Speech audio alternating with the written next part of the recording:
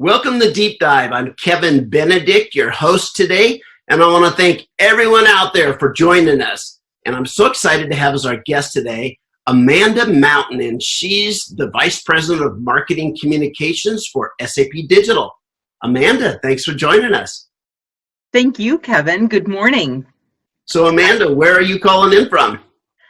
Well, first, I do just have to thank you again for inviting me to chat because I've been looking forward to this all week.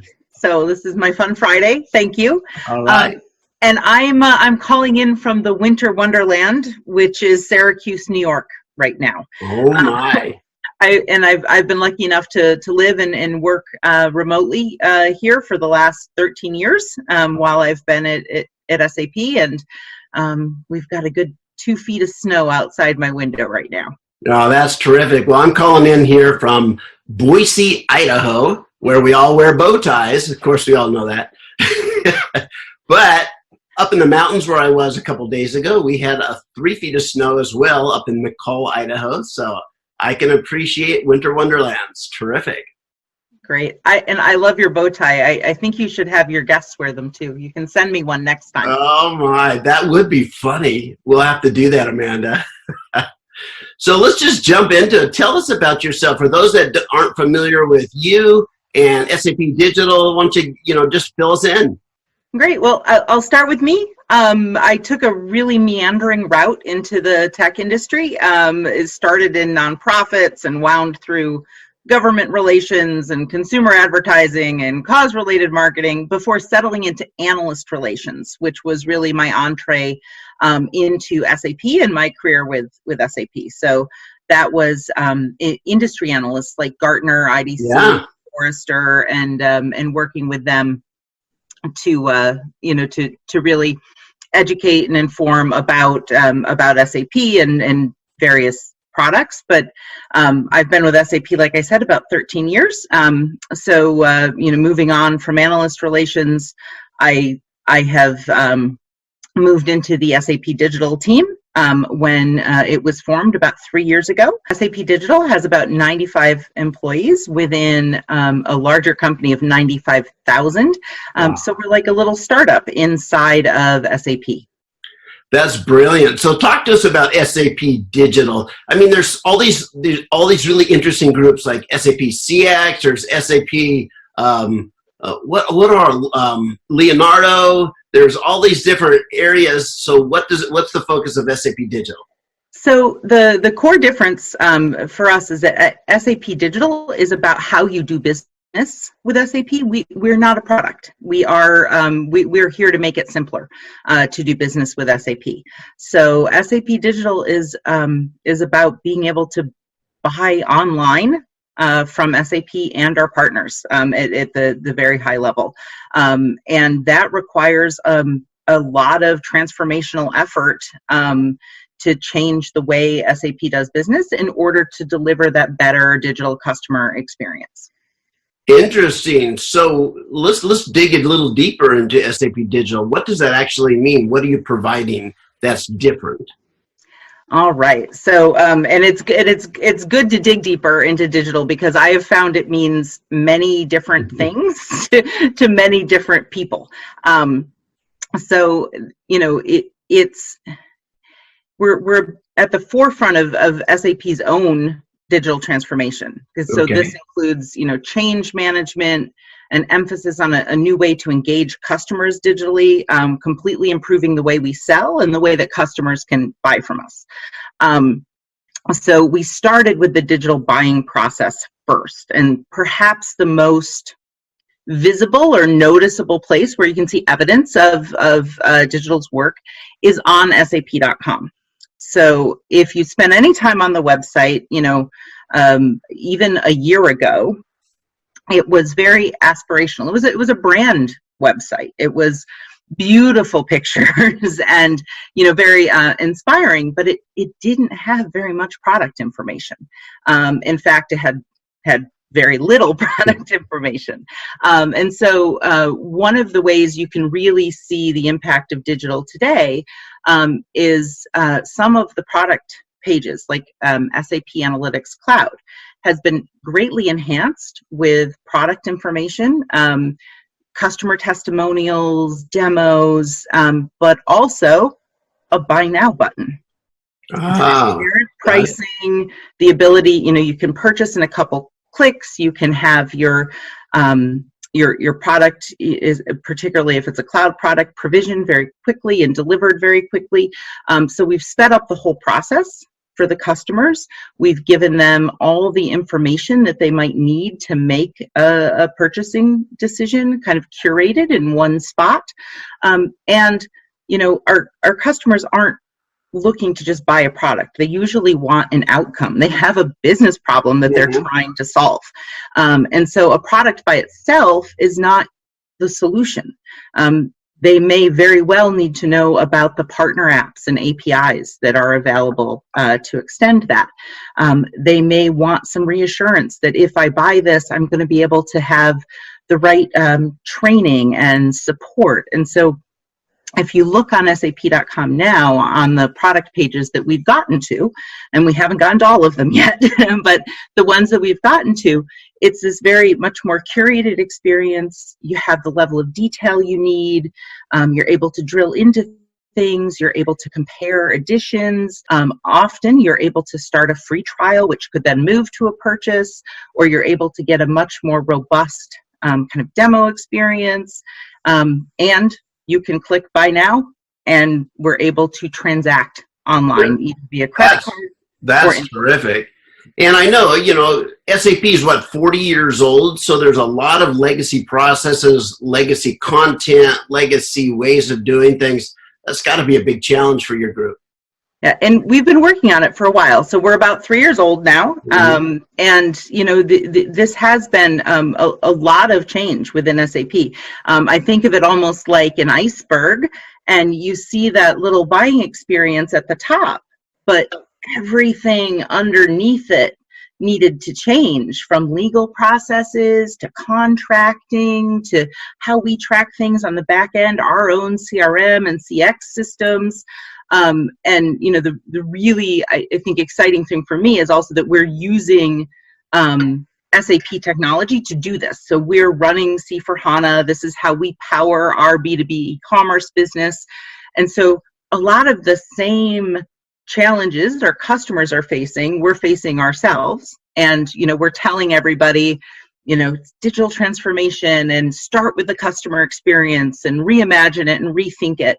And we're able to stand up and say, yeah, and we're doing it too.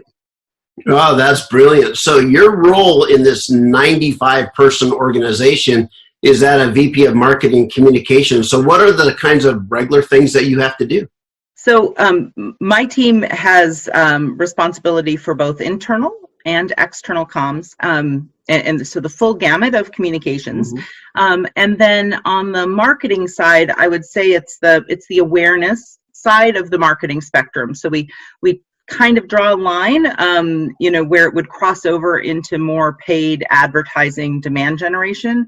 And we're more on the awareness side of marketing, because so many people are still so surprised that you can find an SAP price online, that you can buy online. I mean, it is something that needs to be repeated over and over again. And then on the internal side, it's incredibly important, given the kind of change management that has to happen for this sort of transformation. It takes a lot of kind of encouragement, consistency. You've got a very wide audience that you need to reach. Those other 95,000 people all need to help the 95 succeed. And I consider it a win if one of our people on our digital direct sales business, our SAP store business, they have to have a meeting with somebody in revenue recognition or in legal, for them to go into that meeting and to have that other person they're meeting with already know a little bit about digital, already understand the vision is to help customers, to make it make it be simpler to do business with us, so that they know we're not asking for change's sake. We're not going in and disrupting things just to disrupt them. That there is a very thoughtful end goal in mind. And I think that helps make those conversations smoother. I look to provide more of a fertile ground for the rest of the team so that they can get their work done more effectively. That's so interesting. So Amanda, I know this question is, I didn't include this question in my original outline, but it just seems like you're going to be pulled into personalization projects where you want to make your website more dynamic. So based on whoever's coming to the website, they're seeing something that's relevant to them, maybe based on their company or whatever. Do you guys get involved in that part? Is that somebody else's responsibility? So it's certainly in part digital, but there's also a whole team within marketing that also, it runs the website, that looks at end-to-end customer journeys, that understands somebody in this industry needs to see something different than in this industry. If it's the first time you visited the site versus the seventh, there's different levels of information. Of course, there's a whole team on the GDPR side to make sure that we are using non-identifiable information, and yet stuff that still allows you to have a more personal experience. So there are other people who are experts in that, and that's all going on. But we do definitely connect with that, because we also are able to help surface, some of the relevant, the purchase history, things that would help, because people want to be known. If I've already filled in my my login, in a different page here, I shouldn't have to do it again. Yes. If I'm coming for support help, you should know what I'm running, in order to help me better. So all of it comes together. That's fascinating, because there's so many different components. There's SAP customer experience as a group. There's marketing as a group. There's SAP Digital as a group. Everybody has to work together with the GDPR teams as well, to make it all happen. So that is a big ship, or a big iceberg, if you would, as you put it. Absolutely. So you've been in the industry for some time now, and 13 years here in this role. How have you seen marketing communications kind of evolve as a profession, and their areas of responsibility over that time?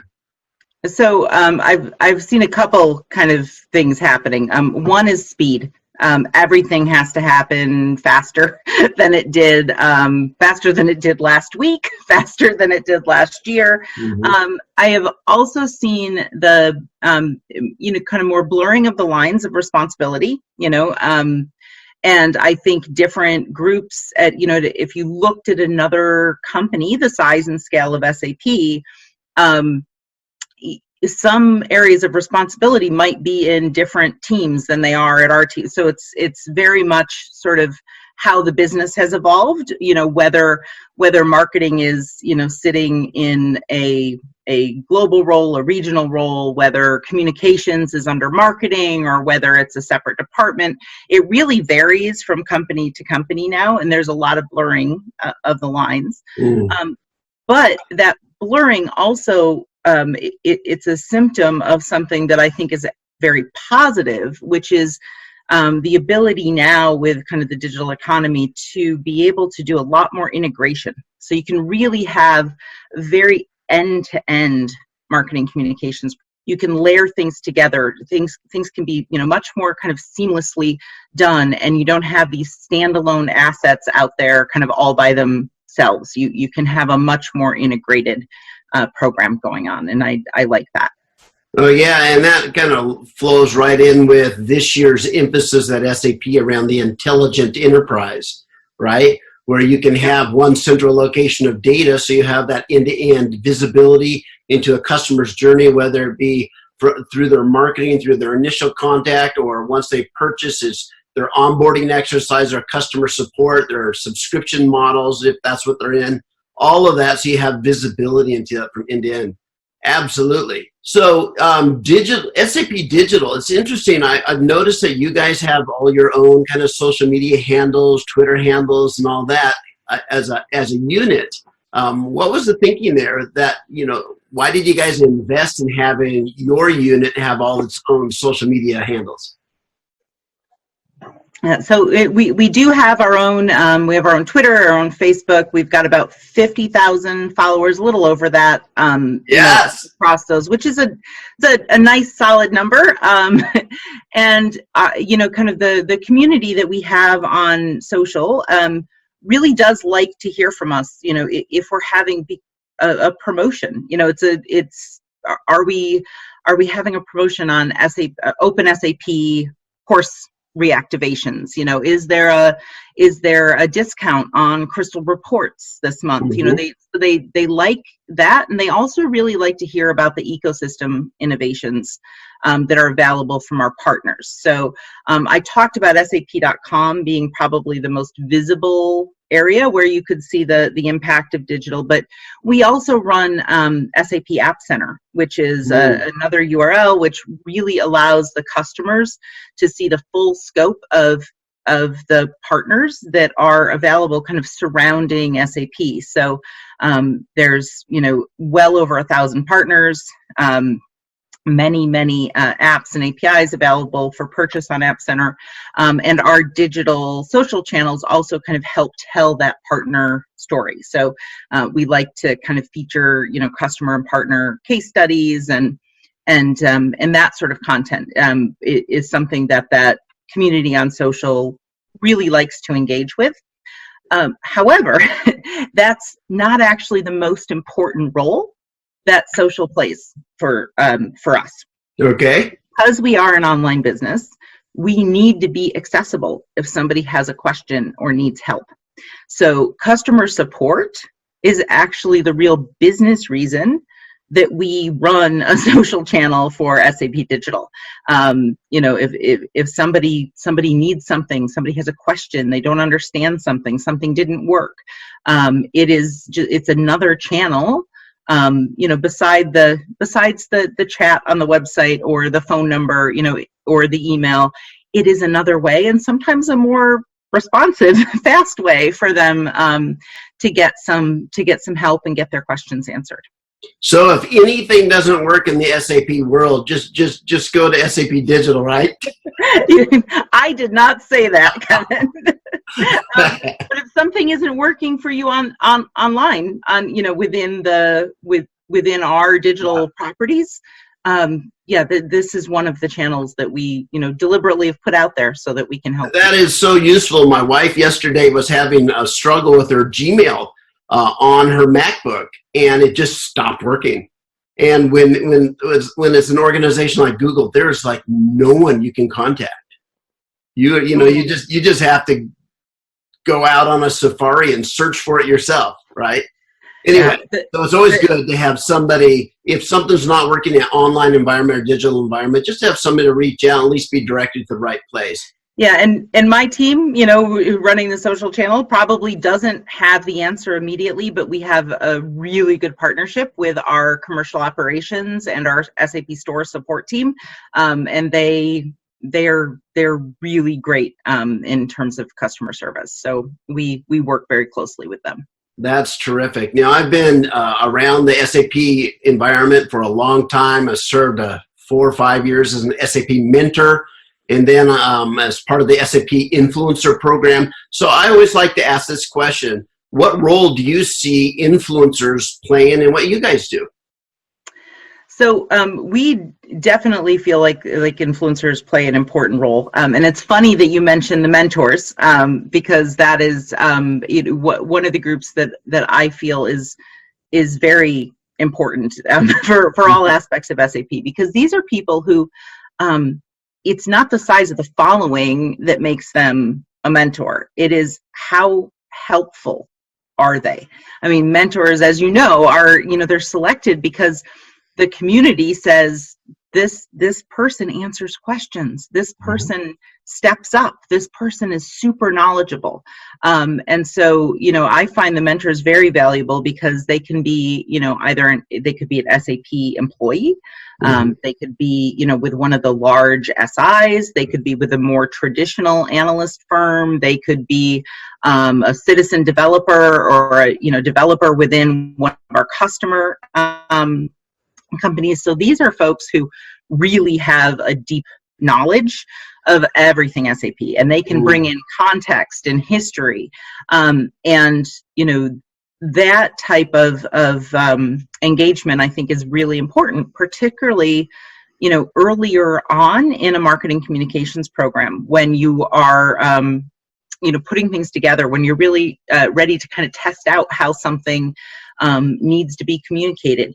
Is it simple enough? Does it have the right level of detail? Are we able to answer all of the questions that might come up? So for me, I like to engage influencers early in our process.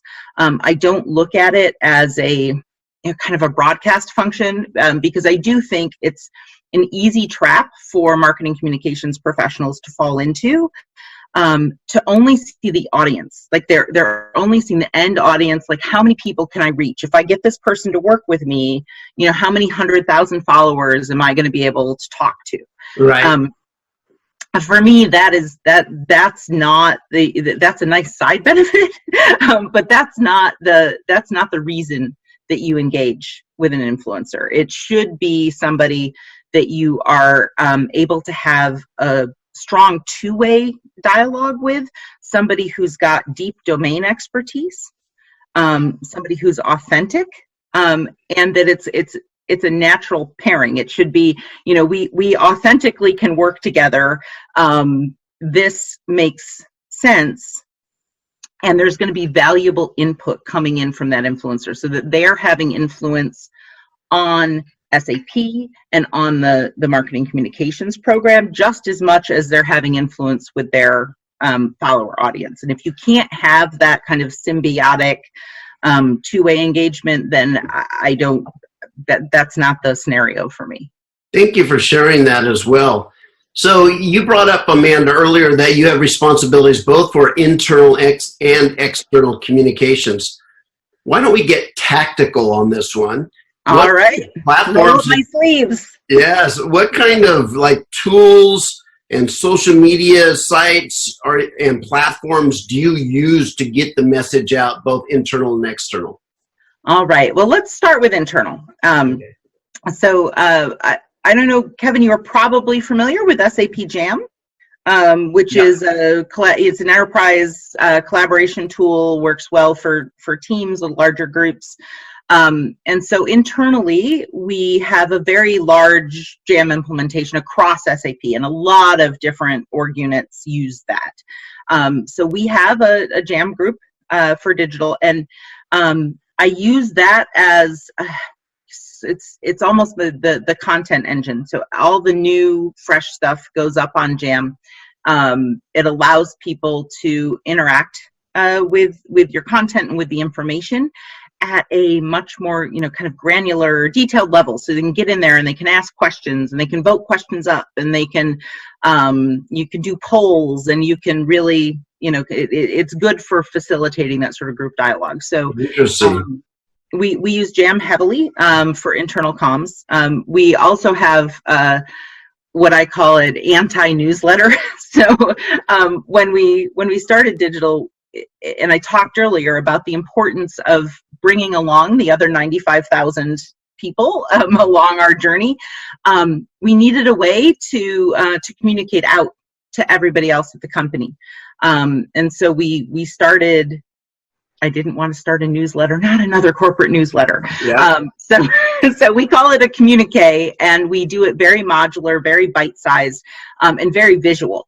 And so we put that out, but it is kind of powered by Jam. So the content lives on Jam, the email goes out, and it works in a very nice cycle, so that the email drives more people to engage on Jam, and Jam generates the next email. So it works really, really well. And we've gone from when we started that DigiFiles is what we call it. And we started that in, I think, November of 2016.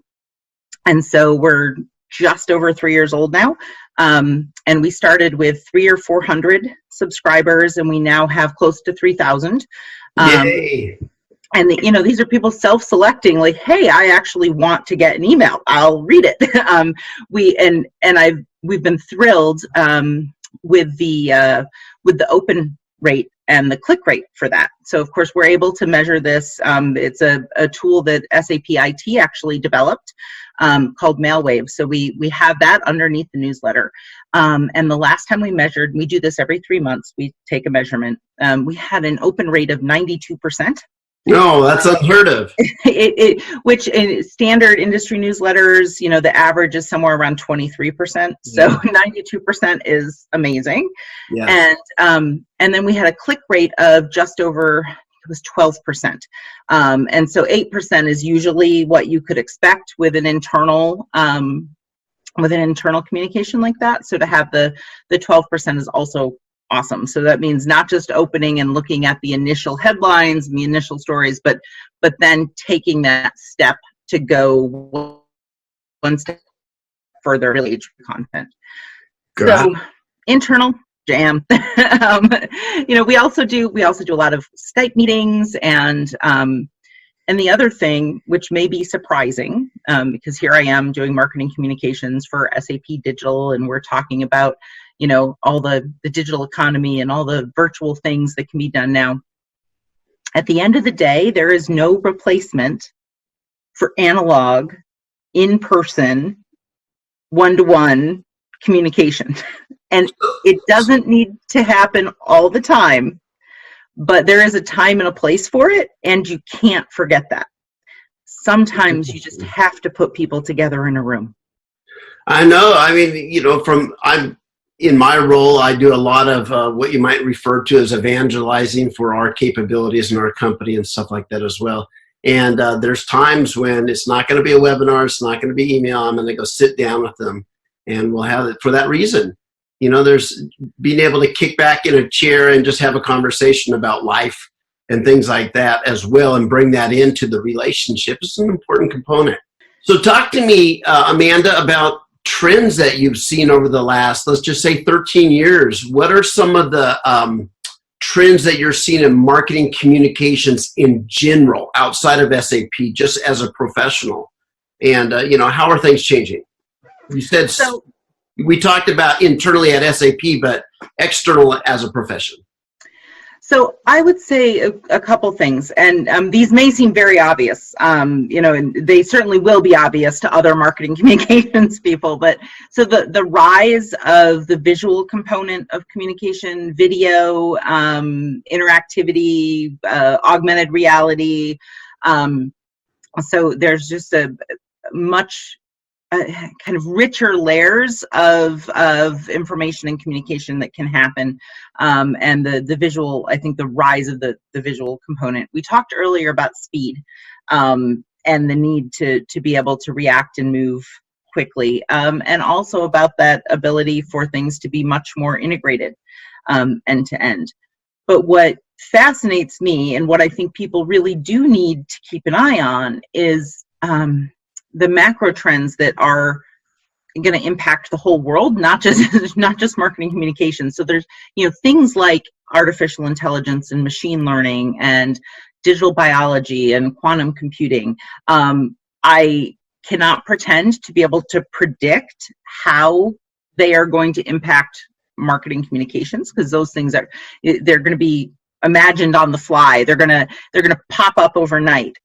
But I think that you need to keep an eye on those types of trends, which are they're going to reshape industries. They're going to, completely change economies. They're going to, have a rise in a whole new competitor set for a company. It can happen overnight. So I think that it's those types of trends that you need to keep an eye on, because you never know where the next innovation is going to come from. And it could come from a completely, there might be something in medicine which is going to impact marketing communications. There might be some innovation in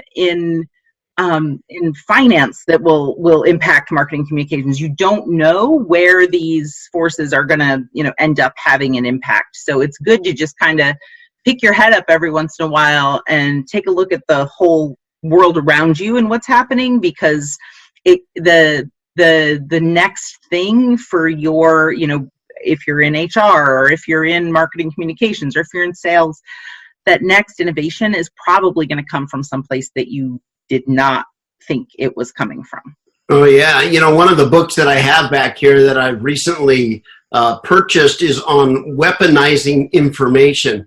And that's a whole scary new area that's going to, I believe, impact not only politics and military and all this thing, but commercial sectors. I mean, what happens when there's bad players in the commercial sector that do a mass misinformation campaign against your company, trying to trash your brands, your products, all that? And, how do you respond?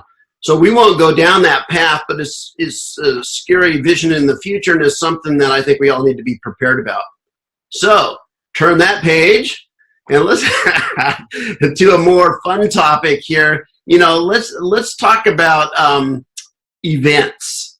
In a digital age, is there still a role for those events, the conferences, the road shows, the meet and greets, things like that? And if so, how does digital support that? And just how has it changed out there, Amanda? So, yes, I think there's a role for events, particularly as we start talking about this experience economy. And the experience can be digital, but it can also be, a more of a physical, real world experience. And I think that we'll see SAP events evolving to be much more about the end-to-end experience, not just about, let us educate you, let us talk to you, here's some PowerPoints. It's not, the future is going to be around the whole experience. And the ability to use, real-time feedback to improve and optimize that experience. And I think we're starting to see it. It's some industries. I do go to my share of events on a yearly basis. I'm at enough of them. Yes. Starting to see some of that already. Every event has a mobile app at this point. And it's taken the place of all the paper and for here's your agenda, and it's much more interactive now. The apps are able to kind of tell you when you need to be someplace.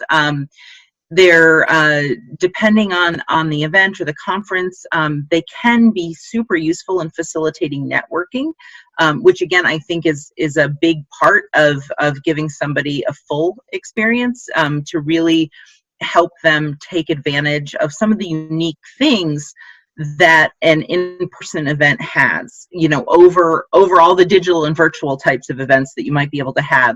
There are a few kind of overriding factors that make an in-person physical event special. And number one is the opportunity for human interaction. What? Human interaction?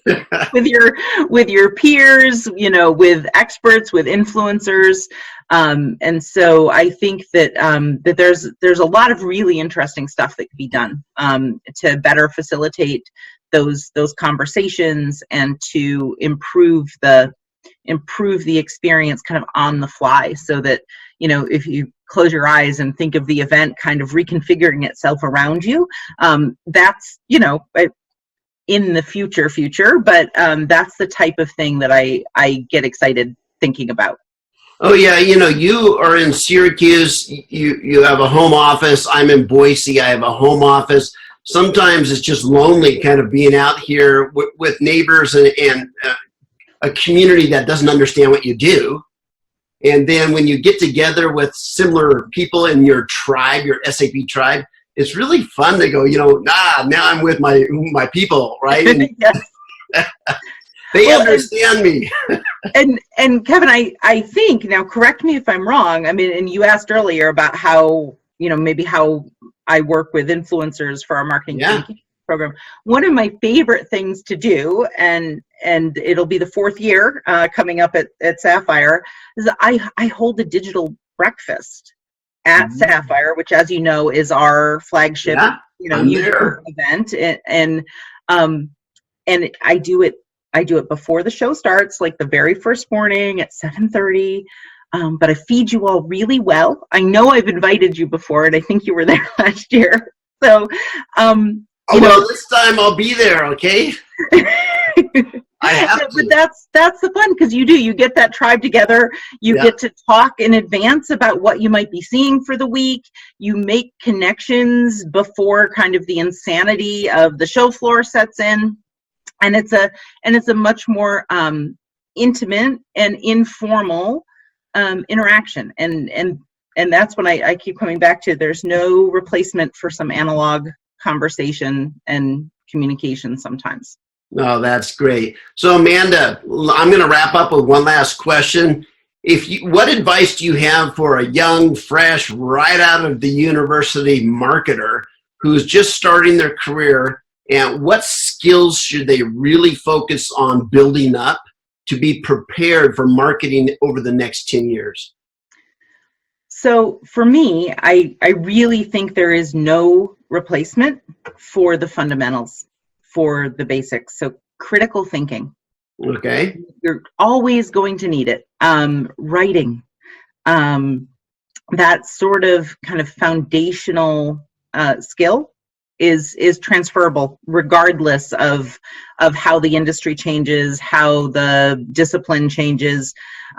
When I am interviewing now, even for early talents or interns, I usually administer a writing test before I make a final decision, because it's not so much about whether or not you have some typos or you spelled something wrong, but it reveals to me how you think, how you organize information, how you approach a problem, and that's never going to go out of style. So, I think as people are coming up, their kind of natural affinity for, the latest and greatest, you're going to get that from your personal life. And I see, constantly kind of personal and consumer technology in a year or two translates over into the business world. So I really feel like your day-to-day life and the technology and the new things that you're exposed to will transfer into business, but that's not what's going to set you apart, and that's not what's going to make you successful. The ability to apply critical thinking, to be curious and adaptable, these are more softer skills that you can cultivate, and you can learn how to ask good questions, and to really think things through, and that is what's needed. Because you have no idea what the future is going to bring, but if you've got the right kind of inherent tool set in the basics, you'll be fine. Oh, yeah. I mean, you think about podcasts, that requires somebody to write a script, somebody to be able to communicate effectively, ask questions, understand, critically think on the flow. If you're doing video, you have to do storyboarding, scripting also, and write and communicate and effectively communicate ideas in a visual environment. There's all the website writing, there's texting, that everything requires that medium of information, which is writing. So even though the technologies continue to evolve and the creativity and the visuals behind all of that is writing. Yep. Absolutely. Amanda, you've been brilliant. I've learned a great deal, and I just thank you so much for sharing with all of us today. And I'll thank you. It has been a pleasure. And I'm going to be at your breakfast this year. Good. I will put you down first. All right. Thank you, Amanda. All right. Take care.